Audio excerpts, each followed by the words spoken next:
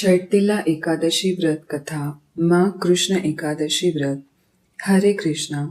एक समय दालभ्य ऋषि ने पुलत्स्य ऋषि से पूछा कि हे महाराज, पृथ्वी लोक में मनुष्य ब्रह्म हत्यादि महान पाप करते हैं, पराये धन की चोरी तथा दूसरे की उन्नति देखकर ईर्ष्या करते हैं, साथ ही अनेक प्रकार के व्यसनों में फंसे रहते हैं, फिर भी उनको नर्क प्राप्त नहीं होता।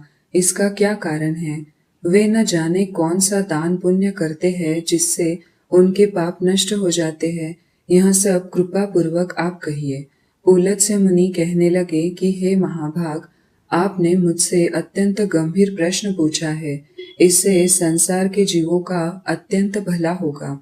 इस भेद को ब्रह्मा, विष्णु, रुद्र तथा इंद्र आदि भी नहीं जानते, परंतु मैं आपको यह गुप्त तत्व अवश्य बताऊंगा। उन्होंने कहा कि माघ मास लगते ही मनुष्य को स्नान आदि करके शुद्ध रहना चाहिए। इंद्रियों को वश में कर काम, क्रोध, लोभ, मोह, अहंकार, ईर्ष्या तथा द्वेष आदि का त्याग कर भगवान का स्मरण करना चाहिए। पुष्य नक्षत्र में गोबर, कपास, तिल मिलाकर उनके कंडे बनाना चाहिए।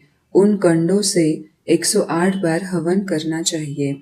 उस दिन मूल नक्षत्र हो और एकादशी तिथि हो तो अच्छे पुण्य देने वाले नियमों को ग्रहण करे। स्नानादि नित्य क्रिया से निवृत्त होकर सब देवताओं के देव श्री भगवान का पूजन करे और एकादशी व्रत धारण करे।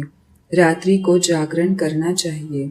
उसके दूसरे दिन धूप, दीप, नैवेद्य आदि से भगवान का पूजन करके खिचड़ी का भोग लगाए।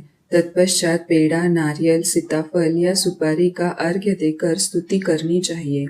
हे भगवान, आप दिनों को शरण देने वाले हैं, इस संसार सागर में फंसे हुए का उद्धार करने वाले हैं। हे पुंडरीकाक्ष, हे विश्वभाव, हे सुब्रमण्य, हे पूर्वज, हे जगतपते, आप लक्ष्मी जी सहित इस तुच्छ अर्घ को ग्रहण करें। इसके पश्चात जल से भरा कुंभ ब्राह्मण को दान करे तथा ब्राह्मण को शामा, गौ और तिल पात्र देना भी उत्तम है। तिल स्नान और भोजन दोनों ही श्रेष्ठ है। इस प्रकार जो मनुष्य जितने तिलों का दान करता है उतने ही 1000 वर्ष स्वर्ग में वास करता है। तिल स्नान, तिल का उपटन, तिल का हवन, तिल का तर्पण, तिल का भोजन और तिलों का दान, ये तिल के 6 प्रकार है। इनके प्रयोग के कारण यह शर्तिला एकादशी कहलाती है। इस व्रत के करने से अनेक प्रकार के पाप नष्ट हो जाते हैं। इतना कहकर पुलत्स्य ऋषि कहने लगे कि अब मैं तुमसे इन एकादशी की कथा कहता हूँ। एक समय नारद जी ने भगवान श्री विष्णु से यही प्रश्न किया था और भगवान ने जो शर्तिला एकादशी का महात्म्य नारद जी से कहा सो मैं तुमसे कहता हूँ। भगवान ने नारद जी से कहा कि हे नारद, मैं तुमसे सत्य घटना कहता हूँ, ध्यान पूर्वक सुनो। प्राचीन काल में मृत्युलोक में एक ब्राह्मणी रहती थी। वह सदैव व्रत किया करती थी। एक समय वह 1 मास तक व्रत करती रही।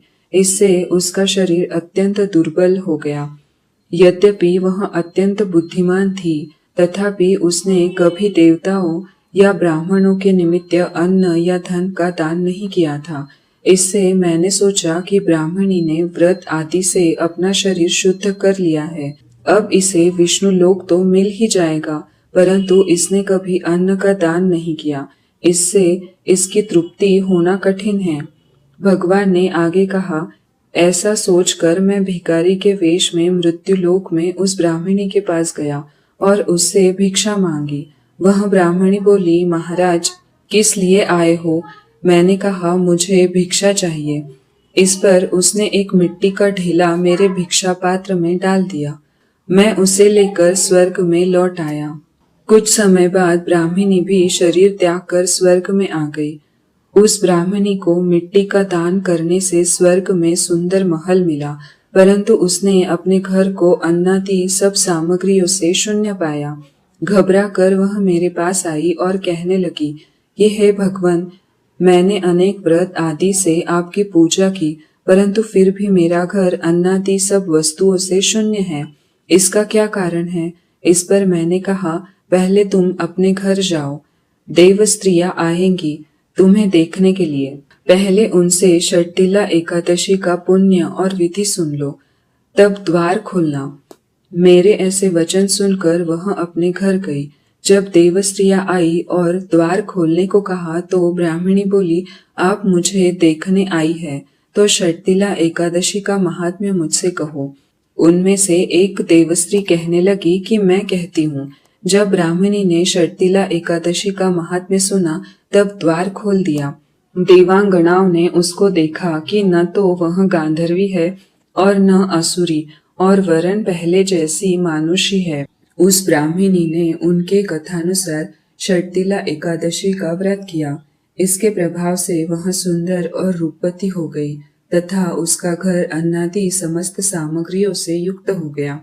अतः मनुष्य को मूर्खता त्याग कर षटतिला एकादशी का व्रत और लोभ न करके तिलादि का दान करना चाहिए। इससे दुर्भाग्य, दारिद्रता तथा अनेक प्रकार के कष्ट दूर होकर मोक्ष की प्राप्ति होती है। इति श्री षटतिला एकादशी व्रत कथा श्री कृष्ण चरणार्पणम वस्तु।